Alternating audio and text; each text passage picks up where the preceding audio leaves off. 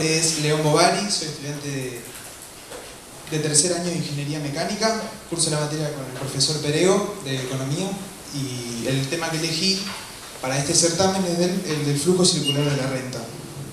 ¿Qué es el flujo circular de la renta? Bueno, es un gráfico donde nosotros vamos a poder analizar y entender cómo los agentes económicos participan de la economía. Antes de comenzar con el tema principal, quería hacer un breve repaso de algunos conceptos, ¿no?, que son elementales para poder entender el tema. Los factores productivos son tres. Ahí está. Los factores productivos son tres, los principales: tierra, trabajo y capital, y tienen una retribución: los alquileres, salario e intereses. Algunas bibliografías, generalmente las nuevas, agregan un cuarto factor productivo, que es quien es el encargado de agarrar estos tres factores productivos y ponerlos a trabajar, que es el empresario. Este se lo retribuye con los dividendos.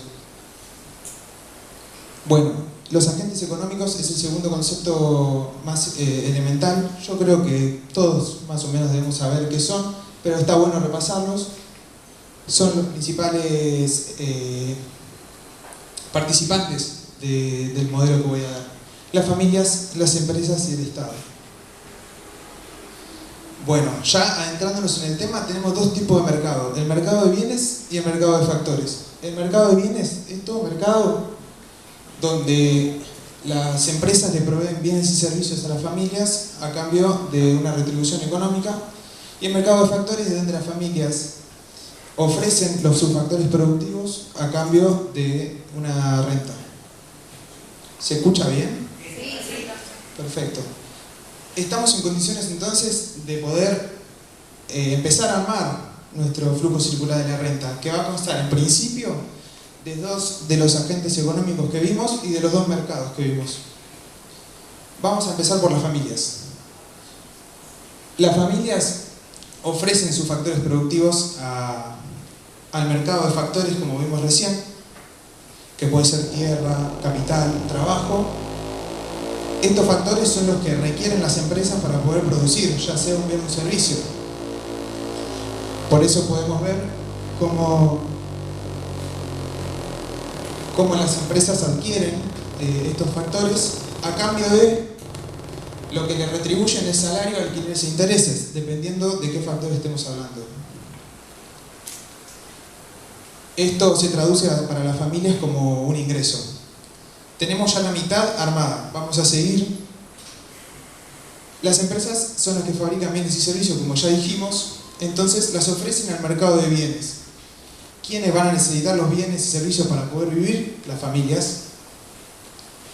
Entonces, bueno, las familias lo deben pagar, esto lo pagan a través de gastos, y estos gastos se traducen como los ingresos de las empresas. Ya tenemos armado casi la totalidad, falta un detalle.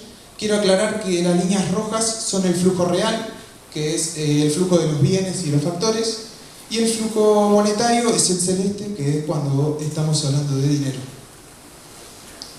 Falta introducir el tercer agente económico de los que ya habíamos repasado antes de comenzar.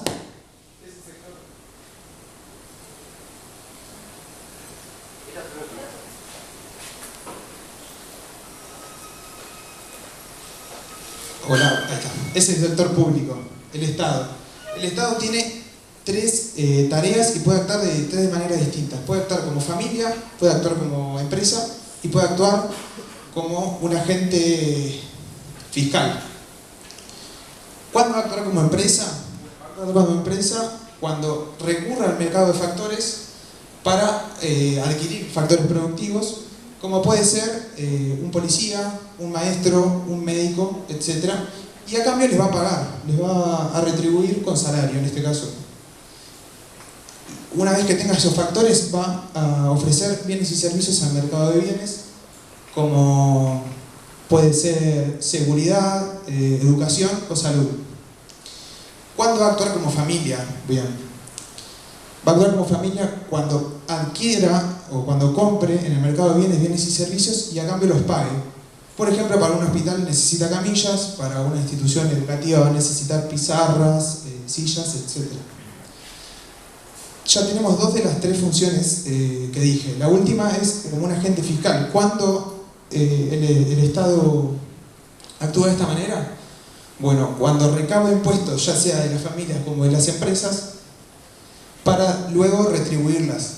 De la misma manera, en el caso de las familias como ayudas o becas a los que lo necesiten, y en el caso de las empresas, subvenciones.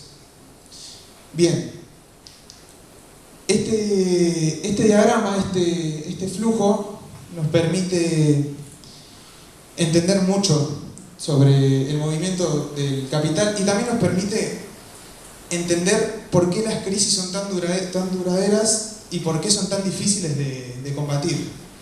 Vamos a suponer que estamos en una crisis y cierran muchísimas empresas. Por ende, no van a requerir de tantos factores productivos para su funcionamiento y no van a producir bienes y servicios. Bien, arrancamos por ahí y bueno, las empresas no van a poder pagar salarios a los trabajadores. ¿En qué desemboca todo esto? Las familias no tienen ingresos y no van a poder gastar en el mercado de bienes. Todo esto se transforma en un círculo vicioso que es cada vez más grande y ahí es donde está la función principal del Estado, que cuál es, a través de estas becas y de las subvenciones, intentar reactivar la economía. Bien, hasta acá llegó mi tema. Muchas gracias por su atención.